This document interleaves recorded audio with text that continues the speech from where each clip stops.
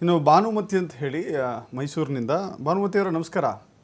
ನಮಸ್ಕಾರ, ಬೆಂಗಳೂರಿಂದ ಭಾನುಮತಿ. ಬೆಂಗಳೂರಿಂದ ಭಾನುಮತಿ ಅವರೇ ಹೇಳಿ. ಇದು ನಂದೊಂದು ಮಿಸ್ಟೇಕ್ ಆಗಿದೆ. ಅಂದ್ರೆ ನನ್ನ ಮಗಂದು ಫಾರ್ಮ್ ಅಲ್ಲಿ 2012 ಇರ್ಲಿಲ್ಲ. ನಾವು ಲೆಫ್ಟ್ ಸೈಡ್ ಫುಲ್ ಫಿಲ್ ಮಾಡ್ಬಿಟ್ಟಿದೀವಿ ಎರಡರ ಫಾರ್ಮ್ ಅಲ್ಲೂ. ಏನ್ ಮಾಡ್ಬೇಕು? ಏನು ತೊಂದರೆ ಇಲ್ಲ, ನೀವು ಕೊಡಿ, ನಿಮ್ಮ ಹೆಸರು ಬರ್ತದೆ. 2002 ಇಲ್ಲ ಅಂದ್ರೆ ಅವ್ರ ಫಾದರ್ ತುಂಬಬೇಕಿತ್ತಲ್ಲ ನೀವು. ಅವ್ರ ಫಾದರ್ದು ಇತ್ತ? ರೈಟ್ ಸೈಡ್ ಎಂಟಿ ಇದೆ ಈಗ ಸದ್ಯಕ್ಕೆ. ರೈಟ್ ಸೈಡು ಈಗ ನಿಮ್ಮ ಮಗಂದು 2002 ಇರಲಿಲ್ಲ ಅಂದರೆ ರೈಟ್ ಸೈಡ್ ಖಾಲಿ ಇದೆಯಲ್ಲ, ಅದರಲ್ಲಿ ಅವ್ರ ತಂದೆ ಹೆಸರನ್ನು ಬರಿಬೇಕು. ತಂದೆ ಡೀಟೇಲ್ಸನ್ನು ಬರೆದ್ರೆ ಸಾಕಾಗುತ್ತೆ, ಮತ್ತು ಅವ್ರ ಪಟ್ಟಿಲಿ ಸೇರ್ಪಡೆ ಆಗುತ್ತೆ. ಇನ್ನೊಂದು ಪ್ರಶ್ನೆ, ಸಾರಿ. ಇದು ನನ್ನ ಫಾರ್ಮ್ ಅಲ್ಲಿ ಇದು ವಿಧಾನಸಭಾ ಕ್ಷೇತ್ರ ಅಂತಿದೆ ಅಲ್ಲ, ಅದು ಪ್ರೆಸೆಂಟ್ ವಿಧಾನಸಭಾ ಕ್ಷೇತ್ರ ಬರೆದ್ಬಿಟ್ಟಿದೀನಿ. ನಮ್ದು ಆಕ್ಚುಲಿ ವರ್ತೂರು ಹಳೇದು 2002 ಅಲ್ಲಿ. ಅದ್ ಹೇಗೆ ಕರೆಕ್ಟ್ ಮಾಡುದು? ಈಗ ಅದು ಕರೆಕ್ಟ್ ಮಾಡಿ ಕೊಡಲೇಬೇಕು ನೀವು, ಪರವಾಗಿಲ್ಲ. ಅದನ್ನು ತಿದ್ದುಪಡಿ ಮಾಡಿ. ಈಗ 2 ಫಾರ್ಮ್ ಇದೆ ಅಲ್ವಾ ನಿಮ್ಮ ಹತ್ರ? ಅಲ್ಲ ಸರ್, ಎರಡರಲ್ಲೂ ಅದೇ ಬರೆದ್ಬಿಟ್ಟಿದೀನಿ. ಆಯಿತು, ಅದು ವೈಟ್ನರ್ ಹಾಕಿ ನಿಮ್ಮದು ಹಳೇದು ಎಲ್ಲಿತ್ತು ಅದನ್ನು ಬರೆದು ಕೊಡಿ. ಬರ್ಸ್ಕೊಡ್ಬೋದಾ? ಓಕೆ. ಆಮೇಲೆ ಇನ್ನೊಂದು ಪ್ರಶ್ನೆ, ನನ್ನ ಮಗಳದ್ದು ರೈಟ್ ಸೈಡ್ ಫಿಲ್ ಮಾಡಿದೆ ಒರಿಜಿನಲ್ ಅಲ್ಲಿ. ಬಟ್ ಅದರಲ್ಲಿ ನಮ್ಮ ಹಸ್ಬೆಂಡ್ದು ತಂದೆ ಮತ್ತೆ ಅವ್ರ ತಂದೆ ಅದು ಬರಿಬೇಕಿತ್ತು. ಅದಕ್ಕೆ ಬದಲು ನನ್ನ ಮಗಳ ಹೆಸರು ಬರ್ದ್ಬಿಟ್ಟು ನಮ್ಮ ಹಸ್ಬೆಂಡ್ ಹೆಸರು ಬರ್ದಿದ್ದೀನಿ. ಅಲ್ಲೂ ವೈಟ್ನರ್ ಹಾಕಿ ಫಿಲ್ ಮಾಡ್ಬೋದಾ? ಫಿಲ್ ಮಾಡಿ. ನಿಮ್ಮ ಮಗಳ ತಂದೆಯವ್ರ ಹೆಸರು, ಅವ್ರದ್ದು ಡೀಟೇಲ್ಸು, ಅವ್ರದ್ದು 2002ರಲ್ಲಿ ಮತದಾರ ಪಟ್ಟಿಯಲ್ಲಿ ಎಲ್ಲಿ ಹೆಸರಿತ್ತು ಅದನ್ನು ಡೀಟೇಲ್ಸನ್ನು ಬರೆದು ರೈಟ್ ಸೈಡಲ್ಲಿ ಬರೆದು ಸೈನ್ ಮಾಡಿಕೊಡಿ, ಅದು ಸೇರ್ಪಡೆ. ರೈಟ್ ಸೈಡಲ್ಲಿ ನಾನು ಅವಳ ಹೆಸರು ನಮ್ಮ ಹಸ್ಬೆಂಡ್ ಹೆಸರು ಬರೆದ್ಬಿಟ್ಟಿದ್ದೀನಿ. ಅದು ಕರೆಕ್ಷನ್ ಮಾಡ್ಬೋದಾ? ಕರೆಕ್ಷನ್ ಮಾಡಿ ಕೊಡಿ, ಪರವಾಗಿಲ್ಲ. ನಿಮ್ಮ ಫಾರ್ಮ್ ಫುಲ್ ಬರೀ ವೈಟ್ನರ್ ಆಗ್ಬಿಡುತ್ತಾ ಅಂತ? ಇಲ್ಲ, ಬರೀ ಹೆಸರು ಅಂದ್ರೆ ಅವಳ ಹೆಸರಲ್ಲಿ ಕೃಪಾ ಅಂತ ಬರ್ದಿದ್ದೀನಿ. ಅದು ಕಟ್ ಮಾಡ್ಬೇಕು. ಮತ್ತವ್ರ ತಂದೆ ಹೆಸರು ಜಗನ್ನಾಥ್, ಅದೇ ಕರೆಕ್ಟ್ ಇದೆ. ಜಗನ್ನಾಥ್ ಅವ್ರ ತಂದೆ ಹೆಸರು ಅಂದ್ರೆ ಅವಳ ತಾತನ ಹೆಸರು, ಅದು ಕರೆಕ್ಟ್ ಮಾಡ್ಬೇಕಾಗತ್ತೆ. ಏನು ಪರವಾಗಿಲ್ಲ, ಅದನ್ನ ಅವ್ರ ತಂದೆ ಹೆಸರು ಇದ್ರೂ ಸಾಕು, ಅವ್ರ ತಾತನ ಹೆಸರು ಏನು ಬೇಕಾಗಿಲ್ಲ.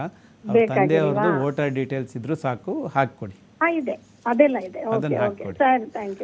ಥ್ಯಾಂಕ್ ಯು ಭಾನುಮತಿ ಅವರೇ. ಈಗ ಜಾಕೀರ್ ಇದ್ದಾರೆ ಬೆಂಗಳೂರಿಂದ. ಜಾಕೀರ್ ಅವರೇ ನಮಸ್ಕಾರ. ಸರ್ ನಮಸ್ತೆ ಸರ್. ಮಾತಾಡಿ. ನಮಸ್ತೆ, ಹೇಳಿ.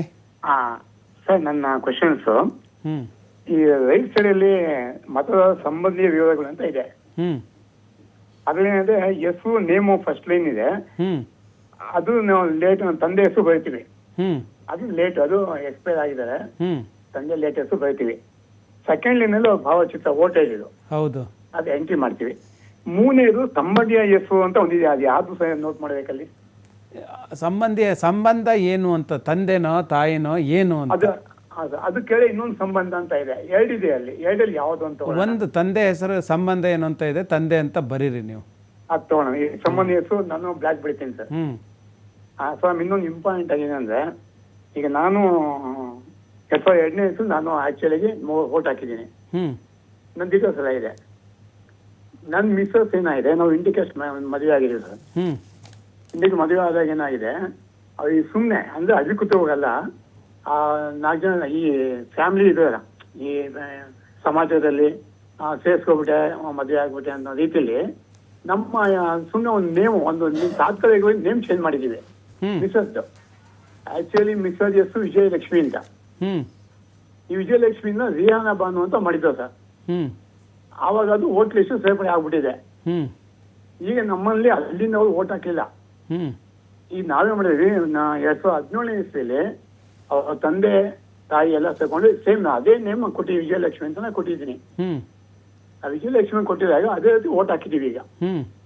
ಈಗ ಫಾರ್ಮ್ ಫಿಲ್ಅಪ್ ಮಾಡ್ಬೇಕಂದ್ರೆ ವಿಜಯಲಕ್ಷ್ಮಿ ಅಂತಾನೆ ಫಾರ್ಮ್ ಫಿಲ್ಅಪ್ ಮಾಡಿ ತಂದೆ ಹೆಸರೆಲ್ಲ ಹಾಕಿ ನೋಟ್ ಮಾಡೋದಾಯ್ತಾ? ಹೌದು, ಹಾಗೆ ಮಾಡಬೇಕು. ಅವ್ರ ಹೆಸರು ಏನಿದೆ ಅದನ್ನ ಬರೆದು, ಅವ್ರ ತಂದೆ ಹೆಸರು ಏನಿದೆ ಅವ್ರ ತಂದೆ ಡೀಟೇಲ್ಸನ್ನು ರೈಟ್ ಕಾಲಮಲ್ಲಿ, ರೈಟ್ ಸೈಡ್ ಕಾಲಮಲ್ಲಿ ಫಿಲ್ ಮಾಡಿ, ಅವ್ರದ್ದು ಯಾವ ಊರಲ್ಲಿ ವೋಟರ್ ಲಿಸ್ಟ್ ಡೀಟೇಲ್ಸ್ ಇದೆ ಅದನ್ನು ಹಾಕಿ ಕೊಟ್ಟರೆ ಸಾಕಾಗುತ್ತೆ. ನಾವು ಹೆಸರು ಚೇಂಜ್ ಮಾಡಿದ್ದೀವಿ ಅಂತ ಹೇಳ್ತಾ ಇದ್ದಾರೆ ಸರ್. ಚೇಂಜ್ ಆ ಥರ ಚೇಂಜ್ ಆಗೋದಿಲ್ಲ, ಅದನ್ನು ಚೇಂಜ್ ಮಾಡೋಕ್ಕೆ ಪ್ರೊಸೀಜರೇ ಬೇರೆ ಇರ್ತದೆ. ಈ ಥರ ನೀವು ಬರೀ ನೀವು ಬರೀ ತೋರಿಕೆಗೆ ಮಾತ್ರ ಹೆಸರು ಚೇಂಜ್ ಮಾಡಿದ್ದೀರಿ, ದಾಖಲೆಗಳಿಲ್ಲ.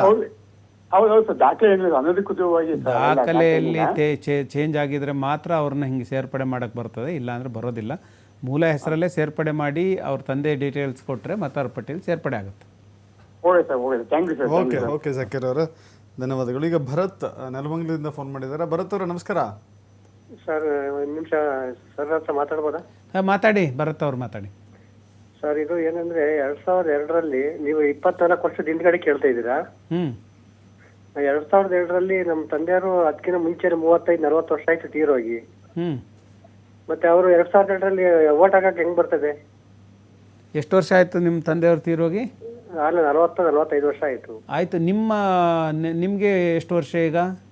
ಈಗ 47 ಸರ್. ನಿಮ್ದಾದ್ರೂ ಇರಬೇಕಲ್ಲ ಸರ್. ನಾವು ಓಟ್ 2002ರಲ್ಲಿ ನಾವು ಒಂದು ಎಷ್ಟು 27 ವರ್ಷ ಆದ್ಮೇಲೆ ಓಟ್ ಹಾಕಿರೋದು ನಾವು. ಓಹೋ, ಲೇಟಾಗಿ ಸೇರಿಸಿದ್ರಾ? ಹೌದು ಸರ್. ಅದಕ್ಕೆ ಆಯಿತು, ಪರವಾಗಿಲ್ಲ. ಈಗ ನೀವು ಇಷ್ಟೇ ಮಾಡಿ, ನಿಮ್ಮ ತಂದೆಯವ್ರ ಡೀಟೇಲ್ಸು ಇಲ್ಲ, ನಿಮ್ಮ ಡೀಟೇಲ್ಸ್ ಇಲ್ಲ ಅಂದರೆ ಆ ಕಾಲಮ್ಗಳನ್ನ ಖಾಲಿ ಬಿಡಿ, ಸೈನ್ ಮಾಡಿಕೊಡಿ. ನಾವು ಡ್ರಾಫ್ಟ್ ಲೀಸ್ಟಲ್ಲಿ ನಿಮ್ಮ ಹೆಸರು ಸೇರಿಸ್ತೀವಿ. ಅದಾದಮೇಲೆ ಒಂದು ನೋಟಿಸ್ ಬರುತ್ತೆ, ನಿಮ್ಮ ದಾಖಲೆಗಳನ್ನು ಹಾಜರುಪಡಿಸ್ಬೇಕು. ನಿಮ್ಮ ಶಾಲಾ ದಾಖಲೆಗಳು, ನಿಮ್ಮ ರೆಸಿಡೆನ್ಸ್ ಸರ್ಟಿಫಿಕೇಟು, ಯಾವುದಾದ್ರೂ ID ಇದ್ದರೆ, ಪಿಂಚಣಿ ತೊಗೊಂಡ್ರೆ, ಮನೆ ತೊಗೊಂಡಿದ್ರೆ, ಯಾವುದಾದ್ರು ಜಮೀನು ಮಂಜೂರಾಗಿದ್ದರೆ, ಯಾವುದೇ ಒಂದು ದಾಖಲೆ ಕೊಟ್ಟರು ಸಾಕು, ನಾವು ಸೇರ್ಪಡೆ ಮಾಡ್ತೇವೆ. ಇದು ನಮ್ಮ ಪೋಷಕರು ಸೇರಿಸೋದಿಲ್ಲ, ಚಿಕ್ಕಪ್ಪರದು ಏನು ಅದು ಬರೋದಿಲ್ಲ, ನಿಮ್ಮ ತಂದೆಯವ್ರದ್ದೇ ಬೇಕಾಗುತ್ತೆ. ಆವಾಗ ನೋಟಿಸ್ ಬಂದಾಗ ನಿಮ್ಮದು ದಾಖಲೆಗಳನ್ನು ಕೊಟ್ಟರೆ ಆಗುತ್ತೆ. ನಿಮ್ಮ ಶಾಲಾ ದಾಖಲೆ ಕೊಟ್ಟರು ಸಾಕಾಗುತ್ತೆ. Okay sir.